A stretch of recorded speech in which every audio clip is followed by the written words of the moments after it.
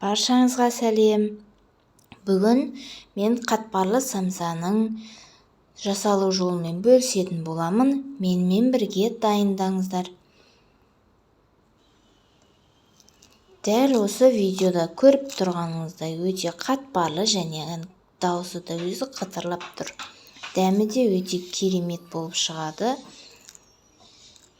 Ендеше самсамызды бастаймыз. Қамырына ең алдымен ыдысымызға суымызды құйып, үстіне тұзымызды салып, тұзымыз ерігенше бір араластырып аламыз.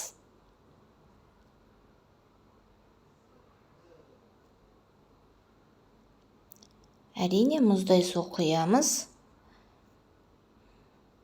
Және де осының үстіне ұнымызды саламыз. Ұндарыңызды міндетті түрде електен өткізіп салыңыздар. Ұнымызды да салып болдық толығымен. Енді қамыр елейміз. Қамырларыңыз қатты не болмаса жұмсақ болып кетпесін. Орташа етіп қамыр елеп аламыз.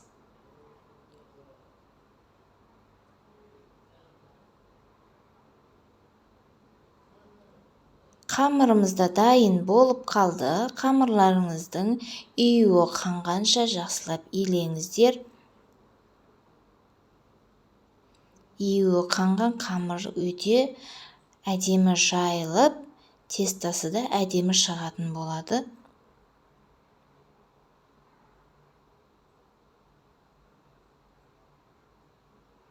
Неге қамырымыз үйі қанды. Енді осы қамырымызды пакетке салып, аз мөлшерде 10 минуттай мұздатқышқа салып аламыз. Бізде мұздатқышқа салып алдық. Ендеше қамырымызды өз қалауларыңызша 2-ге немесе 3-ге бөліп алсаңыздар болады. Мен 2 бөлікке бөліп алдым. Бір бөлігін қайта пакетке салып қоямыз, қаязып қалмау үшін. Ал бір бөлігін жайып бастаймыз.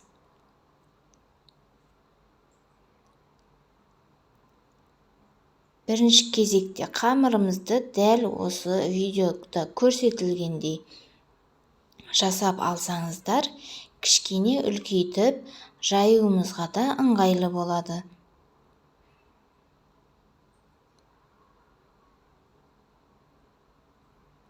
Қамырларыңыз жабысып қалмасын, арасына аздап ұн сеуіп отырыңыздар. Ендеше оқтаумен қамырымызды жаямыз.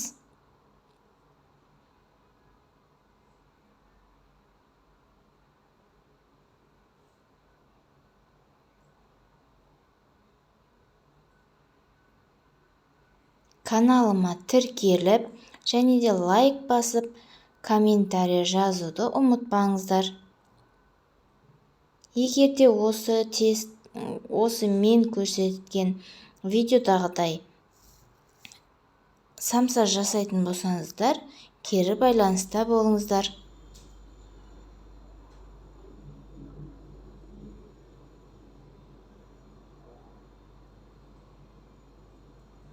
Мінеке бізде қамырымызды да жайып болдық. Енді осының үстіне ерітілген сары майымызды жақсылап бір тексетіп жағып шығамыз.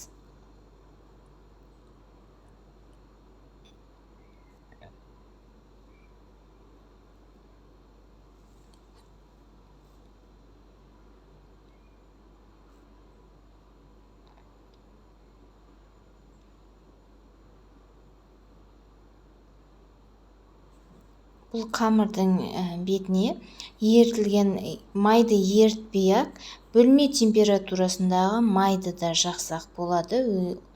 Өте дәмді қытырлақ болып шығады. Бір тегіс етіп, барлық жеріне майымызды тигізіп, жағып шығатын боламыз.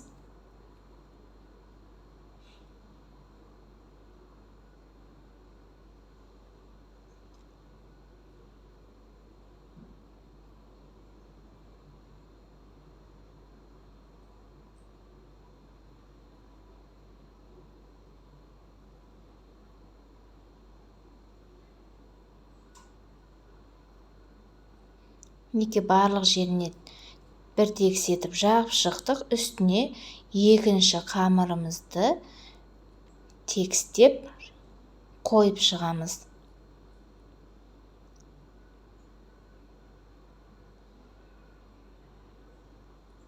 Мен бір зуаламды, яғни бір қамырымды жайып дайындап қойған болатынмын.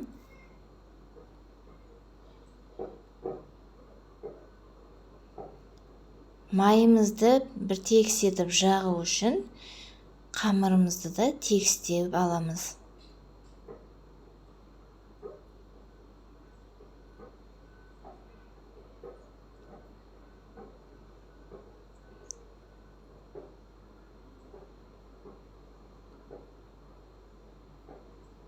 Мінекей қамырымызды орналастырып болдық. Енді осының үстіне тағы да сары майымызды құйып жағып шығамыз бір тексетіп.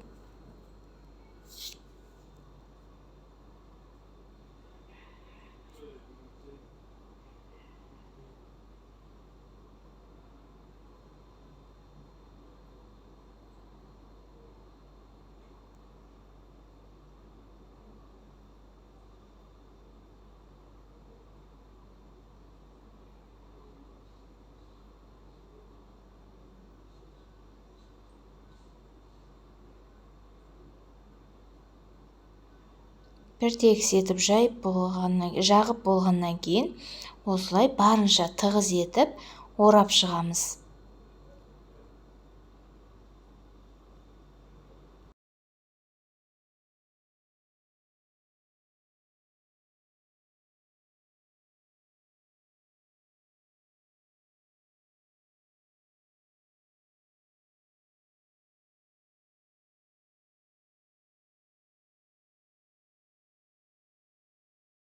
Орап болған қамырымызды дәл осылай ұлу секілді етіп ораймыз.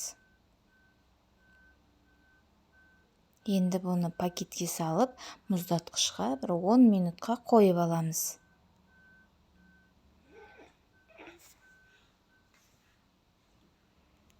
Он минут уақытымыз өткеннен соң, міне 10 минут уақыт өтті. Енді пакетімізден алып,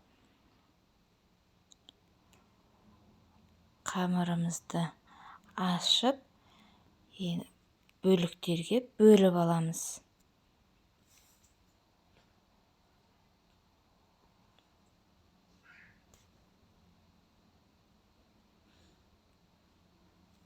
Мінекей барлығын бөліктерге бөліп алдық. Енді бөліктерімізді бір шетке қойып, қамырымызды самсамызды бастаймыз.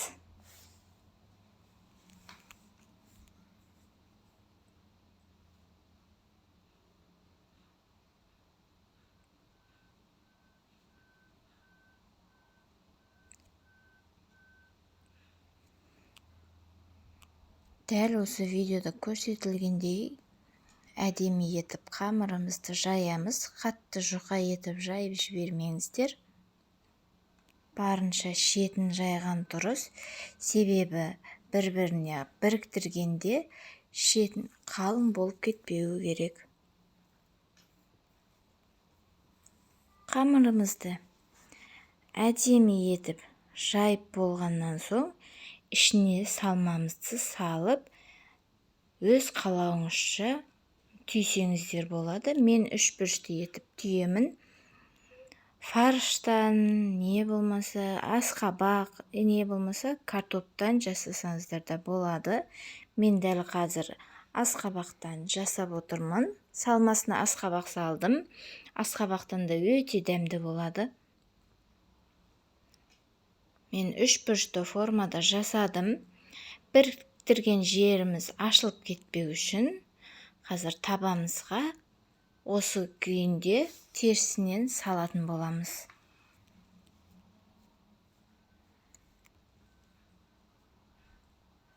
Самсаның қамырына суды, ұнды, барлық затын көз мөлшерімен жасадым. Каналыма тіркеліп, лайк басып, комментарий жазуды ұмытпаңыздар. Егер де осы самсаны жасап жатсаңыздар, кері байланыста болыңыздар.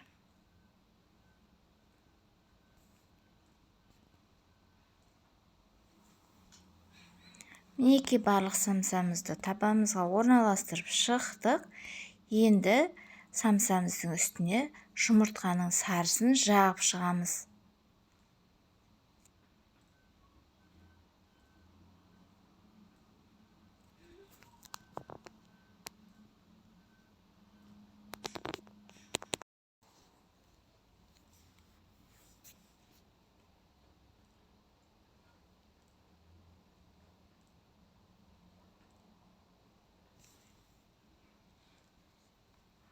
Жұмыртқаның сарысын түгелімен жағып шықтық самсамыздың барлығына. Енді бетін өз қалауларыңызша әрлесеңіздер болады, не болмаса осы күйінде пісірсеңіздер де болады. Қара күнжіт, ақ күнжіт қалағандарыңызды сепсеңіздер болады. Бұл кезде біздің пешіміз қызып тұруы керек. Енді самсамызды 180 градуста қызарғанша пісіріп аламыз. Мінекей біздің самсамыз да дайын. Өте қытырлақ, қатпарлы және де өте дәмді, сочный болып шықты.